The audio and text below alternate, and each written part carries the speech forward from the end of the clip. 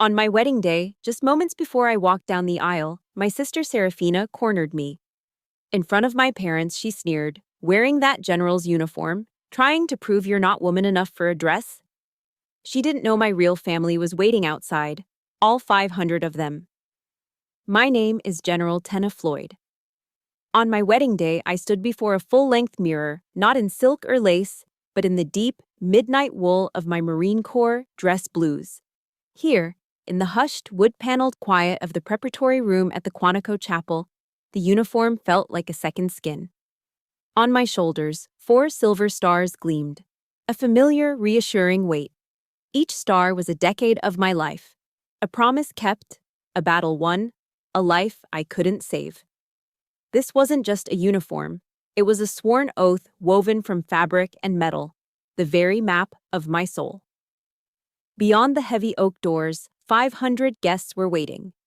And at the end of the aisle, Julian was waiting. My Julian. My anchor, the brilliant civilian analyst who saw past the 4 stars to the woman beneath. He didn't just tolerate my world. He understood its language of sacrifice and duty. He loved Tenna. And for that, I loved him fiercely. For the first time in what felt like a lifetime, a sense of absolute peace settled over me. I had fought on every front imaginable, and today I was finally giving myself permission to be happy. A rare, genuine smile touched my lips. It felt like a victory in itself. That peace lasted less than 10 seconds. My phone buzzed against the polished wood of the vanity, a sharp, intrusive sound. My sister, Serafina. I had prepared myself for her usual brand of sarcasm, a text laced with just enough poison to sting. I had not, however, prepared for this level of raw cruelty. I picked it up. Her words glowed on the screen. "Wearing the general's uniform? What are you trying to prove, Tenna? That you aren't woman enough to wear a real dress?" A cold shock, like being plunged into icy water, seized my lungs. The words weren't just text, they were shards of glass. Before the pain could fully form, I saw the 3 little dots that meant she was typing again. A second blow was coming. It appeared instantly. "You've spent your whole life trying to be a man, but you'll never have their respect. You're just a joke in that costume." My breath hitched. The 4 walls of the elegant room seemed to shrink, closing in on me. Costume, joke. Her words weren't just an insult, they were an erasure. This was a surgical strike aimed directly at the core of my being. My identity, my gender, my life sacrifice, all dismissed with a casual flick of her thumb. It was a denial of my very womanhood on the one day I was supposed to celebrate it. Serafina's cruelty was the current that pulled me under. But it was my father who had opened the floodgates the night before. Her text made me remember his cold, impersonal call. He hadn't phoned to offer congratulations. His voice was that of the defense industry executive he was. The clipped, impatient tone of a man closing a deal he found distasteful. "Tenna," he'd started, foregoing any pleasantries, "your mother and I expect you to make a prudent choice tomorrow. My business partners will be in attendance. We can't have you turning your wedding into a military parade." I could hear the clink of ice in a glass on his end, the sound of business as usual. "Serafina is right," he continued, his voice flat. "It's garish. Wear a white dress. Be a normal woman for one day. Don't embarrass the family." "Embarrass them?" I'd whispered, the question hanging between us, heavy with the weight of my service. As if my honor, the very thing I had bled for, was a social liability. His response was more brutal than any insult. He said nothing. His silence wasn't empty, it was a judgment. It was a final, crushing verdict that my 4-star rank, my life's work, was not a source of honor, but a corporate inconvenience. I'd hung up the phone, the dial tone buzzing in my ear, my heart shattered. Now, standing in the chapel, his dismissal and Serafina's venom swirled into a toxic vortex. The door creaked open, pulling me from my daze. Master Sergeant Diaz and Sergeant Rocco stood in the doorway, their own dress blues immaculate. They were 2 men who had walked through fire with me in Fallujah, their loyalty forged in shared combat. They said nothing. They didn't need to. They simply snapped to attention, their salutes crisp and perfect. Steeling myself, my hands trembling slightly, I stepped out into the grand narthex of the chapel. The sound that greeted me stopped me cold. It wasn't the polite murmur of guests. It was a silence, an absolute, thunderous silence, heavy with reverence. The entire hall, from the front pews to the back walls, spilling out onto the steps, was a sea of midnight blue and scarlet and gold. Not 50 guests, not 100. 500 United States Marines, all standing at perfect attention. I saw the campaign ribbons on their chests, the weathered faces of combat veterans standing shoulder to shoulder with young privates whose own stories were just beginning. They had come from across the country, uninvited, answering a call no one had officially made. A young recon Marine I knew as Kincaid, a man I'd pulled from a burning Humvee years ago, stepped forward. His voice was thick with emotion, but it carried through the silent hall. "Ma'am," he said, his eyes locked on mine. "We heard you might need an honor guard. We will not let you walk in there alone." As he finished, a sound like a single, sharp thunderclap echoed as a forest of arms rose in unison, 500 hands snapping into a salute. In that single breathtaking moment, a profound truth washed over me. My family of blood had cast me out. But this family, my family of blue and scarlet, my family forged in fire and bound by honor, they would never leave my side. And in that moment, held aloft by their unwavering loyalty, I had to ask myself the question that had shadowed my entire life. Why is it that the people who share your blood are so often the first ones to want to see you bleed? The question echoed in the silent chapel, a ghost that had haunted me my entire life. Why do the people who share your blood always seem to be the first to want to see you bleed? The answer wasn't simple. It wasn't a single act of betrayal, but a long, slow poisoning. A masterclass in psychological warfare taught by my own sister, Serafina. My first memory of her sabotage wasn't a fight. It was a smile. I was 7 years old, standing proudly by my project at the elementary school science fair in our small Pennsylvania town. I had spent 3 nights meticulously crafting a model of the solar system out of styrofoam, paint, and papier-mâché. It wasn't perfect. Jupiter was a bit lopsided and Saturn's rings were slightly askew. But it was mine. My teacher, Mrs. Davison, was praising my work, her kind words making my small chest puff out with pride. Serafina, who was 9, stood beside us, beaming with a smile so sweet it could have melted butter. The moment Mrs. Davison turned her back, Serafina tripped. Her arm swung out in a comically exaggerated stumble, and the full cup of orange soda she was holding arced through the air. It landed with a sickening splash right in the middle of my delicate papier-mâché universe. The planets dissolved into a sticky orange pulp. "Oh, Tenna, I'm so sorry," she cried, her eyes welling up with perfectly formed tears. "I'm such a klutz." My parents rushed over. They cooed over Serafina, stroking her hair. "It's okay, sweetie. It was an accident," my mother soothed. Then they turned to me, my face streaked with my own real tears as I stared at the wreckage. "Don't make your sister feel bad, Tenna," my father said, his voice firm. "It was an accident." I stood there, looking at my ruined work, and for the first time, I understood a devastating truth. An apology could be a weapon, and a smile could be a mask for cruelty. As we grew older, her methods became more refined, her artistry of destruction more subtle. At 16, her weapon of choice was the family Thanksgiving dinner. The entire extended family was gathered around the polished mahogany table, the air thick with the smell of turkey and my mother's sage stuffing. My father, in a rare moment of paternal interest, asked about my academic progress. I had just gotten my SAT scores back, and they were nearly perfect, a number that could open doors to any university in the country. Before I could even form a response, Serafina cut in, her voice dripping with false pride. "Oh, our Tenna is doing so wonderfully. She even joined the school's wrestling team, you know. She can pin boys twice her size." A sudden, awkward silence fell over the table. A few of my uncles chuckled uncomfortably. In one perfectly crafted sentence, she had twisted my academic achievement into a joke about my perceived masculinity, painting me as a freakish Amazon. She made my strength a liability, my discipline an oddity. My father, mortified, immediately changed the subject, launching into a glowing monologue about Serafina's latest victory with the debate team. I sat there, a piece of turkey stuck in my throat, feeling utterly invisible, a stranger at my own family's table. The peak of her art, the masterpiece of my isolation, came on prom night. It was a cultural rite of passage I had no interest in. Serafina, of course, was prom queen. A vision in a shimmering gown my mother had driven 3 hours to Philadelphia to buy. I, having not been asked and having no desire to go, was perfectly content to spend the evening at home reading a book about military history. But Serafina, ever the benevolent sister, couldn't allow me that peace. In front of our parents, she put on a display of magnanimous concern.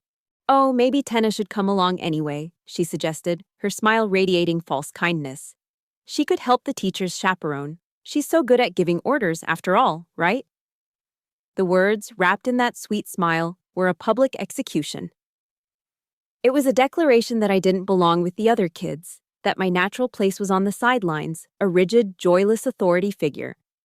And my mother, instead of defending me, chimed in with enthusiasm. "What a wonderful idea. You should go, Tenna. It'll be fun." That night, I locked my bedroom door, turned up my stereo as loud as it would go, blasting rock music to drown out the sounds of their laughter and the distant thumping bass from the high school gym. I knew then, with a certainty that chilled me to the bone, that I had to escape. This house wasn't a home. It was a cage designed to shrink me. My escape plan was a secret act of rebellion, an application for a Marine Option NROTC scholarship. It was my one shot at a different life, a world where merit, not manipulation, was the currency. I prepared everything in secret, but I needed a letter of recommendation from a retired Marine colonel who lived in our town. When his glowing letter arrived in the mail, Serafina intercepted it. My application was eventually returned, stamped incomplete. A frantic, desperate search of her room led me to it. The letter, crumpled and stained with what looked like nail polish, hidden at the very bottom of her laundry hamper. When I confronted her, she didn't even have the decency to look up from the fresh coat of crimson she was painting on her nails. "I was just trying to help you," she said, her voice a calm, infuriating purr. "You're more fragile than you think. They would eat you alive in the Marines. You'll thank me for this one day." That breathtaking arrogance, that self-appointed right to dictate my future, didn't break me. It didn't crush my spirit. It ignited it. The years of quiet humiliation, of swallowed anger and silent tears, finally coalesced into a single, burning point of resolve. I wonder if anyone listening has ever felt that way. A moment when someone else's attempt to break you becomes the very thing that builds you up. Let me know in the comments if you've ever had a moment that changed everything. I smoothed out the wrinkled letter. I submitted my application again, and I swore to myself, with every fiber of my being, that this time I would not fail. I looked out my bedroom window, not at the familiar street, but at a distant horizon. If I couldn't earn respect in this house, maybe, just maybe, I could command it somewhere else. The words my sister had thrown at me like stones, "They will eat you alive," became the fuel for my fire. The oath of commissioning as a second lieutenant in the United States Marine Corps was a brief, triumphant moment, a formal severing of the life I'd left behind. But the reality of that new life at Camp Lejeune, North Carolina, was a sharp slap in the face. The thick, humid coastal air clung to everything, smelling perpetually of pine needles and salt marsh. The mornings began before dawn with the harsh, guttural shouts of gunnery sergeants, and every day was lived under the weight of scrutinizing, dismissive eyes. As one of a handful of female officers on base, I wasn't just a rarity. I was an anomaly. A question mark in their rigid, masculine world. In the mess hall, surrounded by the clatter of trays and loud conversation, I'd catch the whispers floating over from other tables. "Must be a diversity quota higher." During operational briefings, my tactical suggestions were often met with a polite, vacant stillness, as if I had been speaking another language entirely. My very presence was a disruption to their established order. They gave me a nickname, One I never heard to my face but felt in their sideways glances and the sudden silence when I entered a room. The Ice Princess. It was because I didn't join in their crude locker room jokes, because I maintained a professional silence instead of forced camaraderie. I ate alone, I studied alone, I ran alone. My family's parting shots had inadvertently given me a gift, a total indifference to being liked. I wasn't at Camp Lejeune to make friends. I was there to command their respect, and I knew I couldn't win it in the gym. I couldn't outbench press them, couldn't beat them in a brawl. So I resolved to outthink, outwork, and outlast every single one of them. My battle wasn't one of muscle. It was a quiet, relentless war fought with numbers, strategy, and sheer, stubborn persistence. I was the first officer to arrive at the battalion offices each morning, the smell of stale coffee my only welcome, and the last one to leave, long after the Carolina moon had risen. While the other lieutenants were blowing off steam at the bars in Jacksonville, I was in the base's combat simulation center, running tactical scenarios over and over until the digital battlefield felt more real than my own Spartan barracks room. My tactical reports were flawless, my logistical plans airtight, every detail cross-referenced and verified. I learned to field strip my M16A4 service rifle in complete darkness, my fingers moving with a blind, mechanical certainty, until the weapon felt less like a tool and more like an extension of my own arm. I didn't waste energy on words. I didn't argue or explain. I let the results of my work scream for me. The true test, the trial by fire, came during a grueling 3-day land navigation course set deep within the swampy, unforgiving forests of coastal North Carolina. It was a rite of passage, designed to break you down and see if you could find your way back. My nemesis was a fellow lieutenant named Decker, a swaggering, smug officer who seemed to take my existence as a personal insult. On the first morning, as we were issued our gear, Decker, with a sly grin, accidentally swapped my map with a faulty one and handed me a compass he'd tampered with, its needle subtly but critically misaligned. His plan was transparent. He wanted to see me fail spectacularly. He wanted me lost, alone, and forced to radio for a humiliating rescue. I didn't realize I'd been sabotaged until dusk on the first day. The setting sun cast long, deceptive shadows through the dense pine trees, and the coordinates on my map refused to align with the terrain. A cold knot of fear tightened in my stomach as the sky bruised from orange to purple and the first drops of a cold rain began to fall. Panic, cold and sharp, rose in my throat, but it was immediately consumed by a white-hot surge of anger. I was alone, in the dark, with no map and no compass. But I wasn't helpless. Serafina had tried to sabotage my future by hiding a letter. Decker was trying to sabotage my career by hiding the path. The pattern was the same. The rage gave me clarity. I had the stars, which were just beginning to pierce the cloud cover. I had the prevailing wind. And I had a memory for detail that bordered on photographic. I had spent my lonely nights reading not just military history, but books on astronomy. I found the North Star. I oriented myself, and I began to walk, pushing through tangled undergrowth and wading through knee-deep, murky water. The thorns of saw palmettos tearing at my fatigues and my skin. On the morning of the third day, as Decker and his cronies were solemnly reporting me as officially lost to the supervising officer, I emerged from the tree line. My uniform was shredded, my face was smeared with mud and scratched, but my back was ramrod straight. I walked directly to the instructor's table, ignoring the stunned silence that fell over the room. I slapped my grid sheet down, the locations of all my waypoints marked with perfect precision. The silence was broken by the scraping of a chair. Gunnery Sergeant Gunner, a grizzled, old-school Marine from the salt of the earth stock, a man who had never served under a woman and had only ever referred to me as Little Lady, pushed himself to his feet. He looked me up and down, taking in my disheveled state. Then his gaze shifted to Decker, and his eyes narrowed with a look of pure, undiluted contempt. He turned back to me. Without a word, he picked up a steaming metal mug of coffee from his own desk and held it out to me. My filthy, trembling fingers wrapped around its warmth. "Good work, Lieutenant." He didn't call me little lady. He used my rank. It was just 2 words, spoken in a gruff, gravelly voice. But for me, it was the first medal I'd ever truly earned. A medal paid for with darkness, with mud, and with a will that refused to be broken. It was a start. But respect in the barracks was one thing. I had to wonder, what about on the battlefield?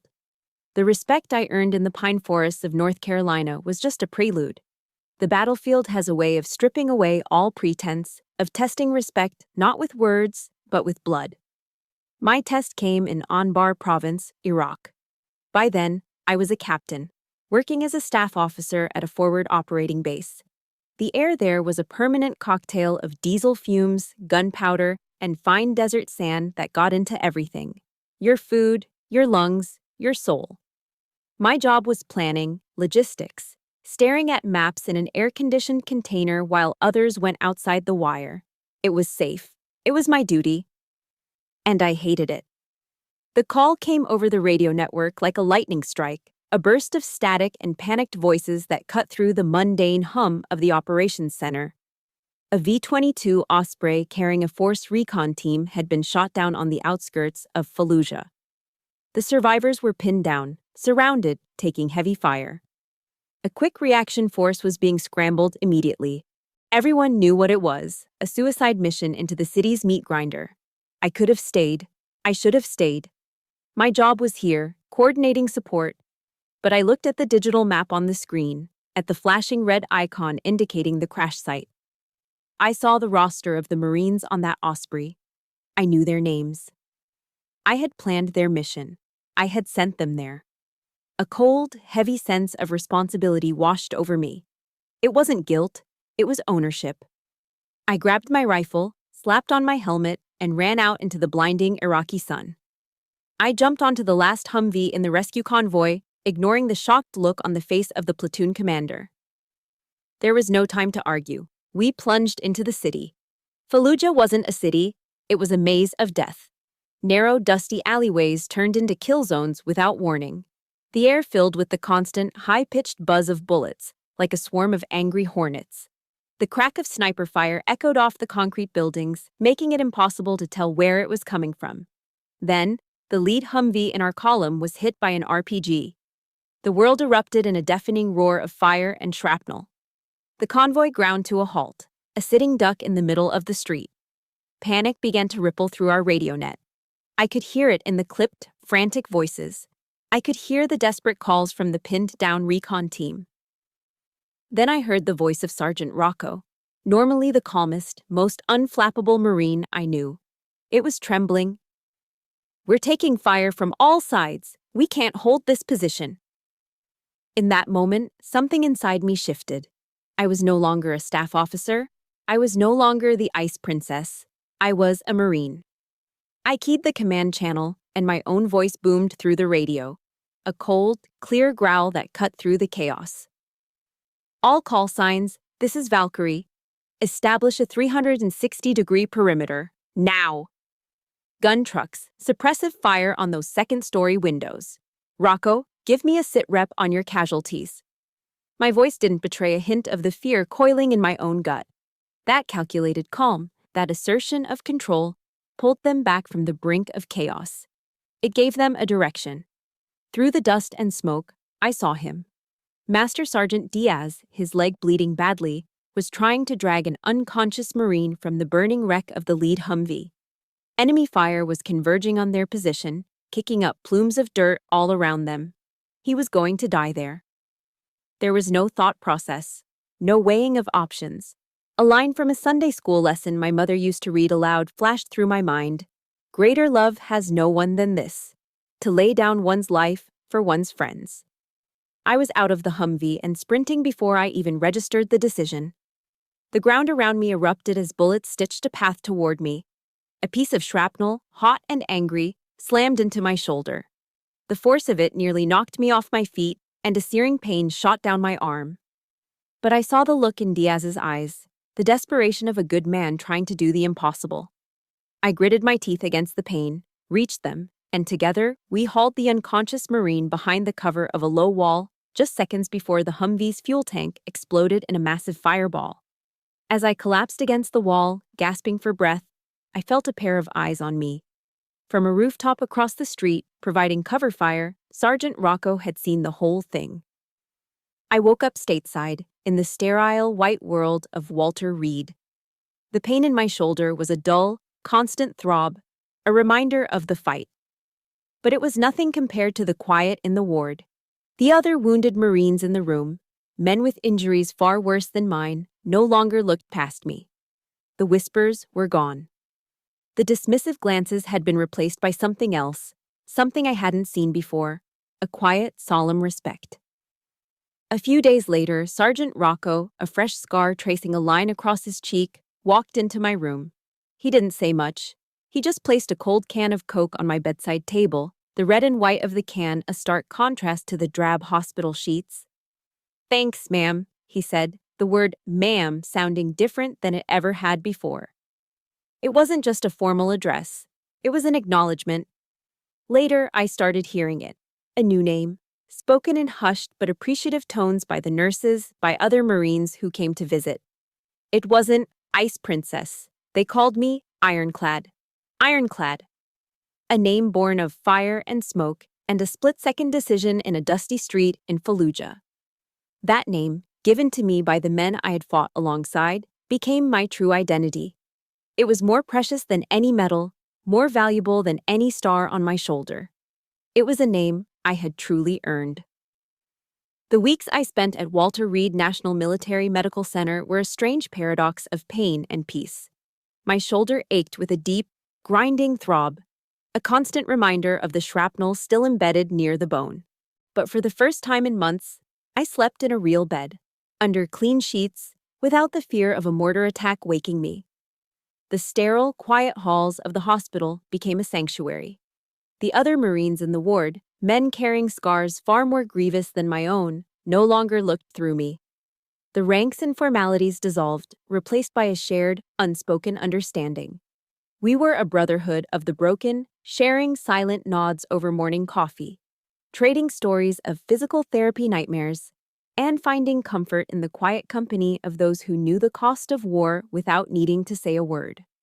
Master Sergeant Diaz and Sergeant Rocco visited almost every day, smuggling in real coffee to replace the hospital's bland brew and bringing news from our unit.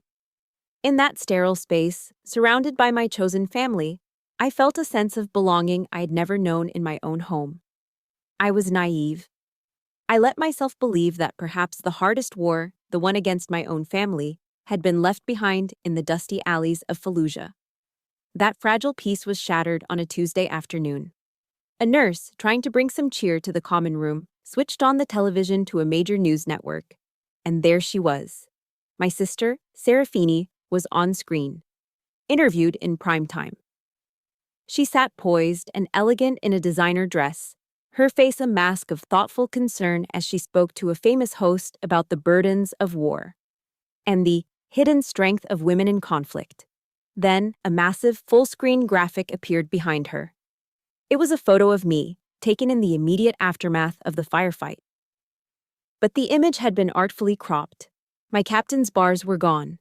The wreckage and chaos of the background were blurred into obscurity. All that remained was my face, streaked with grime, hair matted with sweat and blood, and the raw, determined look in my eyes. Serafina gestured to the image of my ravaged face. "My sister," she said, her voice filled with a beautifully modulated solemnity. "She is an inspiration to us all." The common room fell silent. Every Marine, every nurse, every visitor turned from the television to look at me, sitting in my wheelchair. The feeling that washed over me wasn't pride. It was a sickening, profound sense of violation. I felt naked, exposed, my moment of sacrifice and survival, stripped of its context and hung up for display like a hunting trophy. I had been turned into a prop for her performance. A few days later, she called. Her voice on the phone was as sweet as honeyed poison. "Tenna, darling, did you see the show? The entire country is talking about you. I've already spoken to a producer. We're going to do a documentary series about you, about women who break barriers. I'll be the executive producer, of course. This is your chance, Tenna. You're going to be an icon." I listened to her saccharine pitch, and a single cold question echoed in my mind. An icon for whom? For you? She never once asked how my shoulder was. She never asked if the nightmares had started. She just saw a story she could sell, a brand she could build on the foundation of my scars. Then my parents called, their voices, for the first time in my life, filled with genuine, bubbling pride. Serafina is doing such a wonderful thing for you, honey, my mother gushed. She's really helping your career. The anger inside me didn't explode. It didn't burn hot. It crystallized. It became a solid, heavy block of ice in my chest, cold and clear and sharp-edged. I turned my head and looked out the large window of my hospital room. Down below, on the manicured lawn, I saw a young Marine, his legs gone, struggling to master his new prosthetic limbs, his face a mask of pained determination. I saw another being pushed in a wheelchair by his wife, his eyes vacant and staring. That was my legacy. They were my legacy. Not some glossy, sanitized television show produced by my sister. I picked up the phone and called her back. There she is, my little star. Serafina answered, her voice bright and cheerful, the voice of a predator who knows the trap has been sprung. I took a deep, steadying breath, the sterile hospital air filling my lungs. Serafina, I said, my voice low and devoid of all emotion. Listen to me very carefully. My story, my scars, and the lives of the men I serve with are not commodities for you to market. I paused, letting the silence stretch, making sure I had her full, undivided attention. Do not ever use my image again. I hung up before she could utter a single word of protest. Then, with methodical precision, I opened my contacts list. I found her name and blocked the number. I found my father's name and did the same. Then, my mother's. The silence that followed in the room was absolute. In that profound quiet, surrounded by the quiet dignity of real sacrifice, I made a decision. My legacy would not be written by her. I would build my own. A real one. When I walked out of the sterile white halls of Walter Reed, I didn't return to my career as a celebrated war hero.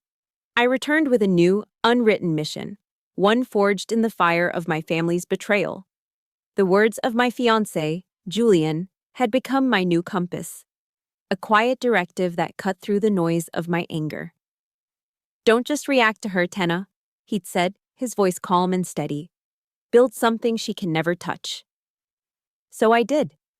Instead of accepting a prestigious and comfortable staff position at the Pentagon, the expected reward for my service in Iraq, I made a request that baffled my superiors. I asked for a transfer to a quiet, overlooked corner of the military's sprawling bureaucracy, the Veterans Support Division. My colleagues thought I was insane.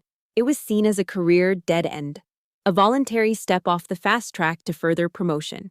But it was there, in a cramped, poorly lit office amidst gray filing cabinets and stacks of dusty paperwork, that I laid the first brick of what I privately called Project Aegis. The name was a promise, taken from the mythical shield of the gods, a symbol of divine protection for those left vulnerable. It wasn't a glamorous project. It began not with a formal announcement or a press conference, but with small, unseen, and relentless actions. I spent my days making phone calls, setting up coffee meetings in cheap diners with recently discharged Marines, and, most importantly, I just listened. I learned that the war doesn't truly end when a soldier steps off the plane. For so many, a new, quieter, and far more insidious war was just beginning inside their own minds. Using my own savings, the considerable back pay I'd accumulated while deployed, I hired a few dedicated civilian therapists who understood the culture. Together, we set up a discreet, 24/7 hotline, a completely confidential lifeline that operated outside the military's slow, impersonal, and often judgmental official channels. It was a small shield, but it was a start. It was through this fledgling network that I met Corporal Evans. We met in a dingy diner on the outskirts of D.C., the kind of place with cracked red vinyl booths and coffee that tasted like it had been sitting on the burner for hours. In Afghanistan, Evans had been an elite sniper, a man whose hands were so preternaturally steady he could thread a needle from 1,000 yards. Now, as he sat across from me, his hands trembled so violently he could barely lift his coffee cup to his lips without spilling the dark liquid onto the table. He told me about the nights, the endless, suffocating, sleepless nights where he would lie in the dark, staring at the ceiling, the faces of men he'd killed replaying in his mind's eye like a horrific, looping film reel. He told me about the sudden, crippling panic attacks that would seize him in the grocery store, the overwhelming certainty that an IED was hidden in the cereal aisle. The official military system had processed him. They'd given him a handful of sleeping pills and a glossy, useless pamphlet on readjusting to civilian life. They had treated the deep, gaping wounds in his soul as if they were a minor administrative inconvenience. I spoke with him for hours, not as a general to a corporal, but as one survivor to another. I didn't offer platitudes or easy answers. I simply listened. I saw the profound emptiness in his eyes, an abyss of pain that felt terrifyingly familiar. In that moment, Project Aegis ceased to be a professional endeavor. It became a personal crusade. I was no longer just helping veterans. I was fighting an invisible enemy called PTSD, a silent killer that was taking my Marines from me, not on a foreign battlefield, but right here on American soil. The fight was lonely and deeply frustrating. While I was struggling to find funding, to convince skeptical colonels that mental health was as critical as body armor, I stumbled across a video on YouTube. It was Serafina. She was the keynote speaker at a major tech conference in Silicon Valley, looking polished and immaculate in an elegant white pantsuit. She stood on a brightly lit stage, speaking to a captivated audience about the importance of authentic listening and digital age healing. She spoke of empathy and connection, her words flowing with practiced sincerity, and the crowd gave her a thunderous standing ovation. A wave of physical nausea washed over me. I knew it was all a performance, a carefully crafted illusion. She, who had never truly listened to another person in her life, was being celebrated as a guru of connection. The jarring contrast between her slick, empty rhetoric in a California auditorium and my quiet, desperate battle in a greasy spoon diner in D.C. was obscene. She was selling platitudes. I was trying to save a life. The tragedy I had been fighting so hard to prevent came on a cold Tuesday morning. The call came not from a duty officer, but from Evans's mother, her voice shattered by grief. He was gone. He had taken his own life in the silence of his small apartment. A few days later, she sent me the letter he'd left behind. It was filled with apologies to his family, with words of pain and despair that were hard to read. And then, at the very end, there was a single line addressed to me. General Floyd was the only one who ever made me feel like I was seen, even just for a moment. The words on the page blurred through my tears. The sentence ripped through my heart, a clean, devastating wound. The profound grief I felt for this young man, for the life he would never live, quickly hardened into a cold, diamond-hard rage. My fight was no longer for a project. It was for Corporal Evans. It was for his legacy, and for the thousands of other soldiers, just like him, lost in the shadows, forgotten by the very system they had sworn to serve. I would not let them be forgotten. My quiet crusade was over. I would make the Pentagon listen. The real war, the war against the machine, had just begun. The war for Corporal Evans' legacy, the war to get Project Aegis formally recognized and funded, was entirely different from any battle I had fought before. My enemies weren't insurgents with AK-47s in dusty alleys. They were well-fed generals with stars on their shoulders, powerful politicians on congressional committees, and the vast, soul-crushing bureaucracy of the Pentagon itself. I presented my meticulously crafted proposals in cold, sterile conference rooms, facing a wall of skeptical, dismissive faces. They would listen politely, their fingers steepled, and then dismantle my life's new purpose with bureaucratic jargon. It's too expensive, General. It's not in the current budget cycle. This falls outside our strategic priorities. The most painful refrain was the one unspoken but clearly implied. They saw mental health struggles not as a sacred responsibility of the system, but as a personal failing, a sign of weakness in the individual soldier. They saw the invisible wounds of men like Evans as an embarrassment to be managed, not a debt to be repaid. Every day, I walked the endless, echoing corridors of the Pentagon, the polished linoleum floors stretching out like a sterile desert. I felt more alone, more exhausted in that climate-controlled maze of power than I ever had on a desolate battlefield under a scorching sun. I was fighting for the dead and the dying, for the men whose minds had become a war zone, but it felt like no one was listening. My own rank, which should have been a key, felt like a barrier, isolating me further. It was in one of those soul-crushing meetings, a cybersecurity briefing of all things, that I met Julian Croft. He was a civilian strategic analyst for the Department of Defense, a brilliant mind hidden behind a quiet demeanor and thick-rimmed glasses. Unlike the uniformed officers in the room, he wasn't dazzled or intimidated by the 4 stars on my shoulders. He just listened. After the briefing, while others were schmoozing, he approached me.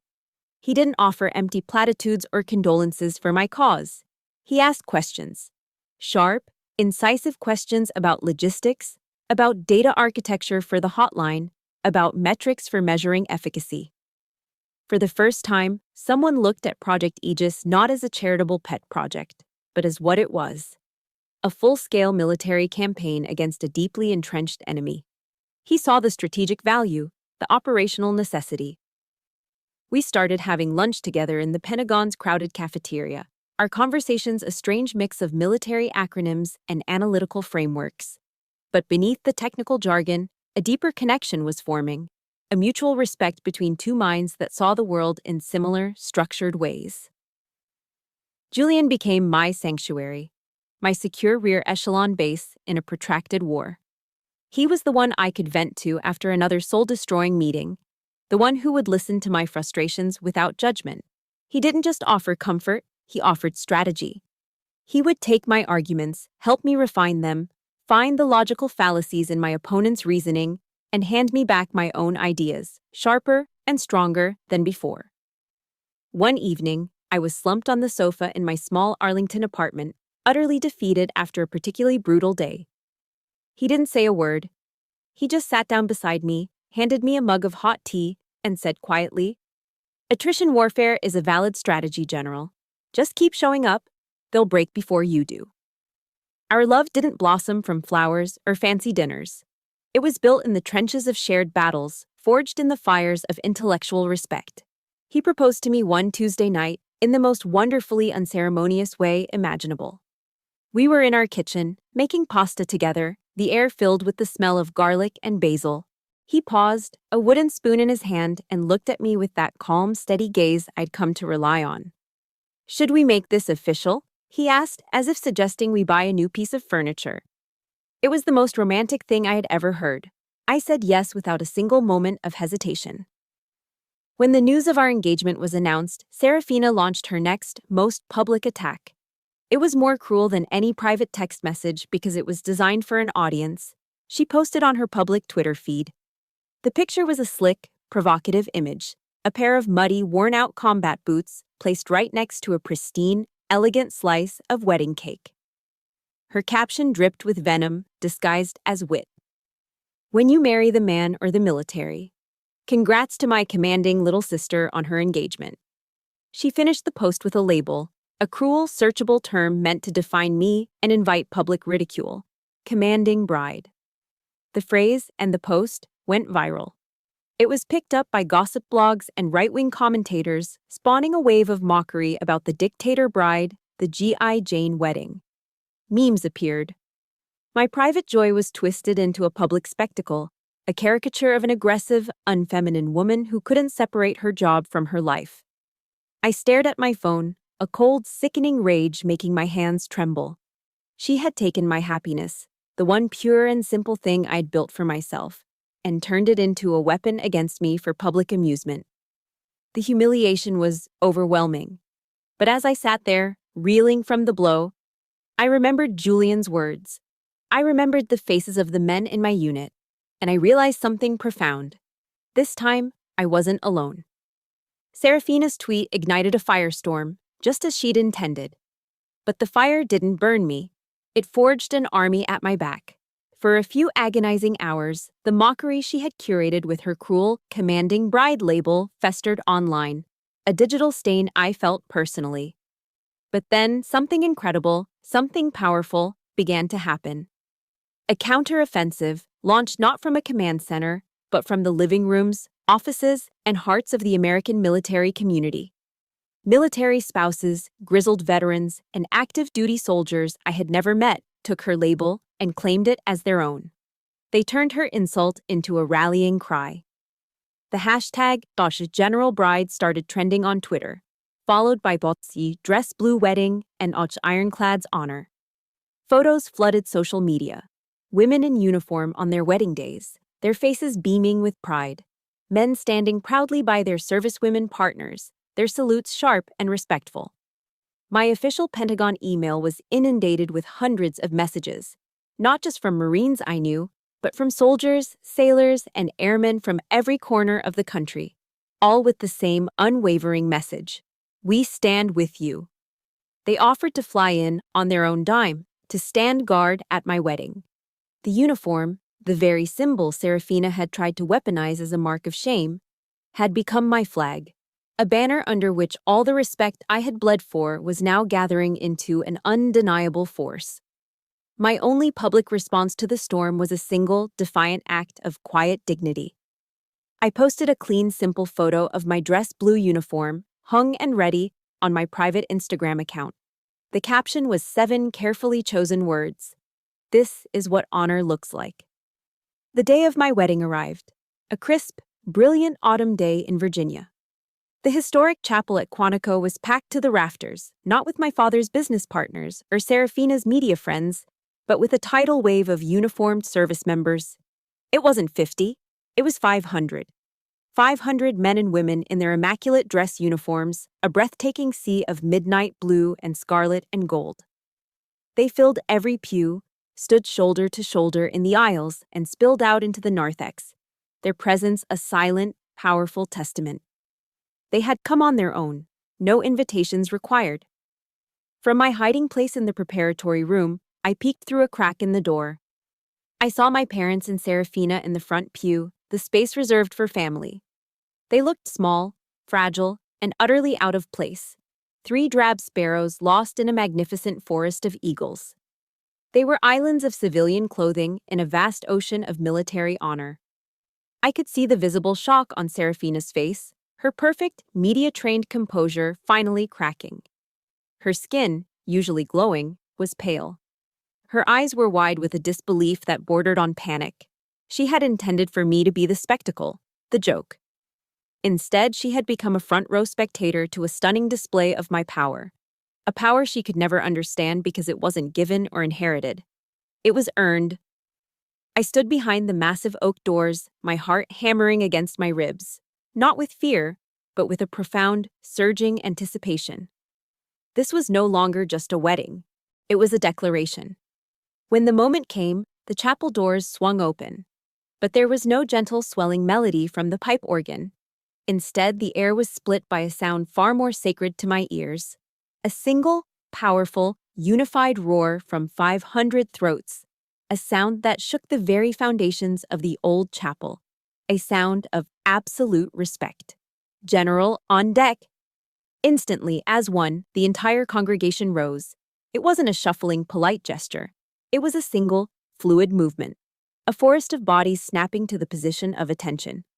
500 hands raised in a crisp, simultaneous salute, held in a silence so absolute, so heavy with reverence, it was deafening. It was the sound of loyalty. It was the sound of family. I began my walk down the aisle. My path was a narrow channel carved through this sea of honor. These were the men and women I had led, the faces I had seen in the deserts of Iraq and the mountains of Afghanistan. Their eyes as I passed held no idle curiosity. They held allegiance, they held respect, they held a fierce, protective love. I kept my gaze fixed forward on the calm, smiling face of Julian, my partner, my equal, my safe harbor. I did not spare a single glance for my blood family. In that moment, surrounded by my true family, they had ceased to matter. Our vows were as unique as our partnership. In the quiet of the chapel, we didn't promise riches or obedience. We promised to be each other's forward operating base in times of conflict and each other's secure rear echelon in times of peace. We swore an oath to be partners in every campaign life would throw at us. When the chaplain pronounced us husband and wife, the applause was thunderous. As we turned to walk out, a new honor awaited. An arch of sabers had been formed, but it wasn't the traditional six-man detail. Dozens of officers stood in two long lines, their polished sabers raised to form a glittering tunnel of steel that stretched from the chapel doors far out into the bright Virginia sun. Walking through that archway of honor, hand in hand with Julian, the sounds of celebration ringing in my ears, my eyes scanned the crowd. I caught a glimpse of Serafina. She was standing near the back, no longer in the family pew, but on the periphery, an outsider looking in. She wasn't clapping. Her hands were clenched at her sides, her face a pale, frozen mask of defeat. Our eyes met for a fraction of a second. Then, like a ghost fading in the daylight, she turned and simply vanished into the dispersing crowd. She had lost. She hadn't been defeated by a single word of mine. She had been defeated by the truth of my life, a life she could never diminish, and a family she could never touch. Our wedding reception wasn't held in a fancy hotel ballroom with crystal chandeliers. It was held in a cavernous aircraft hangar on the base, the only place large enough to contain my real family. There were no elegant round tables with floral centerpieces.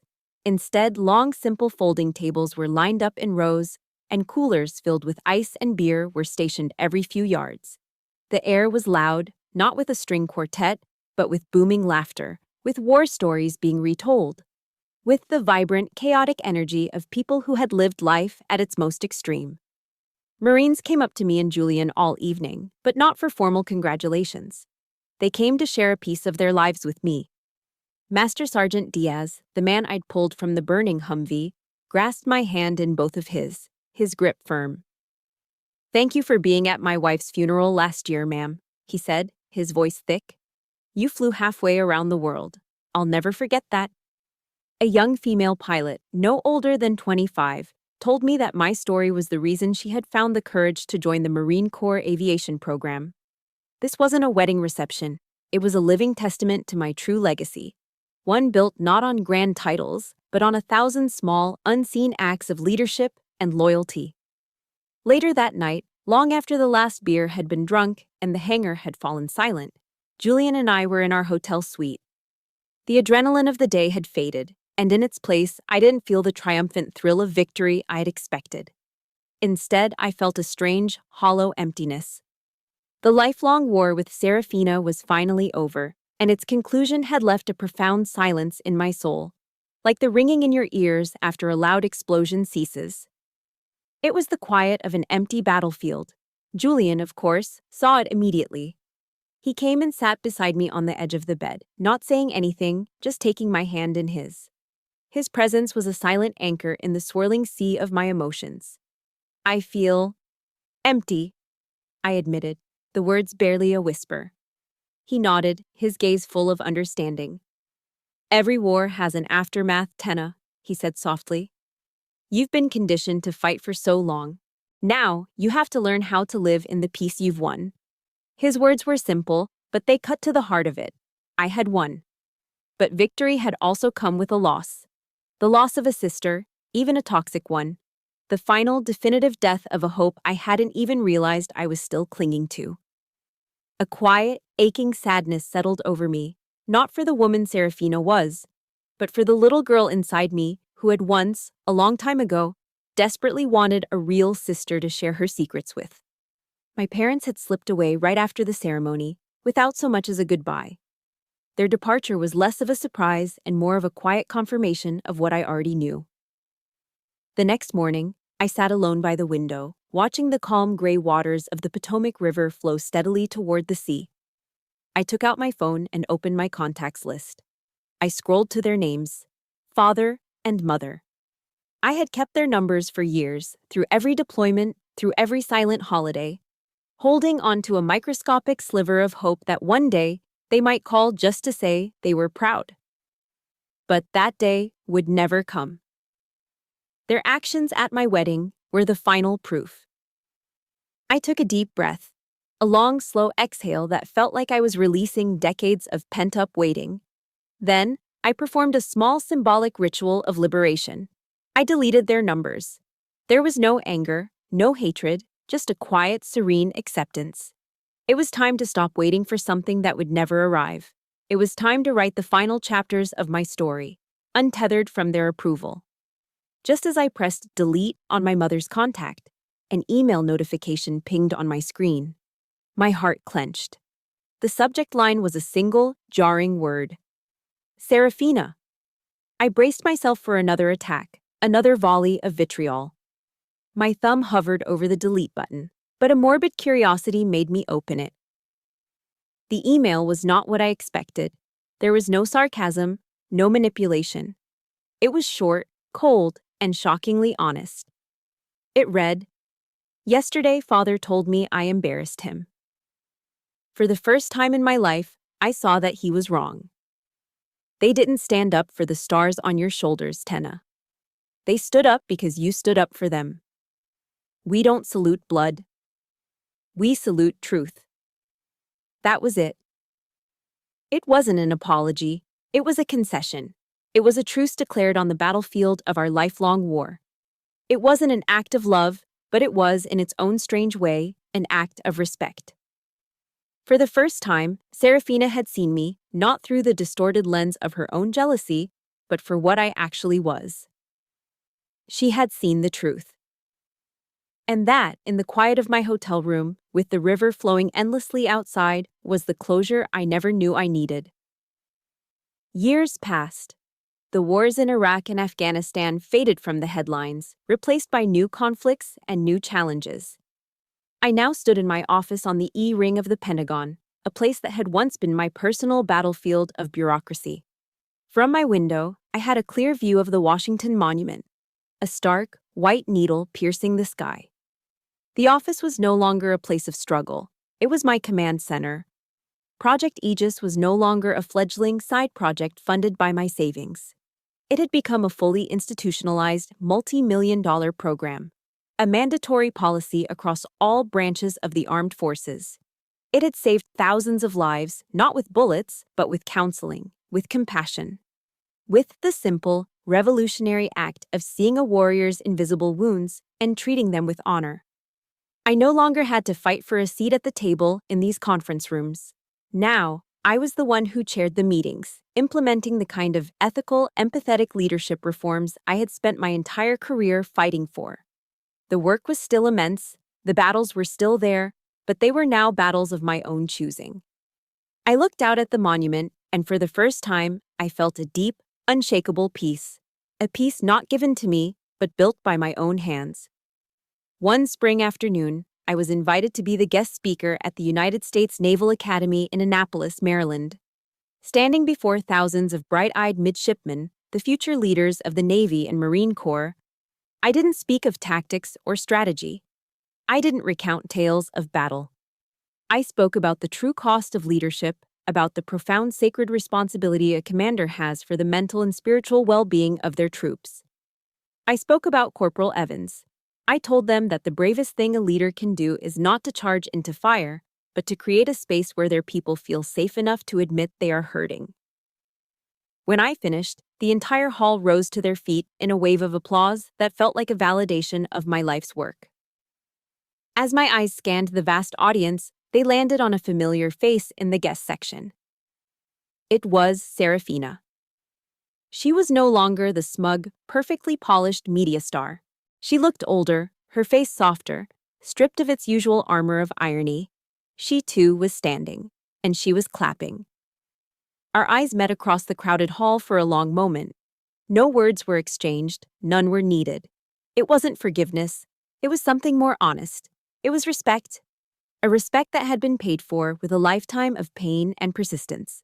After the speech, as I was shaking hands, a young, sharp-looking Marine captain approached me. She had a firm handshake and a pair of eyes that shone with unwavering determination. "General Floyd," she said, her voice clear and steady. "My name is Captain Eva Rostova. My father is Master Sergeant Diaz." My heart seemed to stop for a beat. I remembered Diaz vividly. his desperate eyes in the smoke of Fallujah. He told me the story of the day you saved his life more times than I can count, she continued, a small smile playing on her lips. He said you were the definition of what a leader should be. When I was born, my mother gave me the middle name, Tenna, after you. She squared her shoulders, a gesture so familiar it made me ache. You, ma'am, are the reason I am standing here today. I looked at this brilliant, capable young officer, a woman ready to lead her own Marines, and I finally saw my legacy in its truest form. It wasn't the stars on my shoulders or the policies I had passed. It wasn't a name on a building or a footnote in a history book. It was standing right here in front of me, alive, breathing, and full of promise. The final circle closed a year later, at a ceremony honoring my retirement after more than 3 decades of service.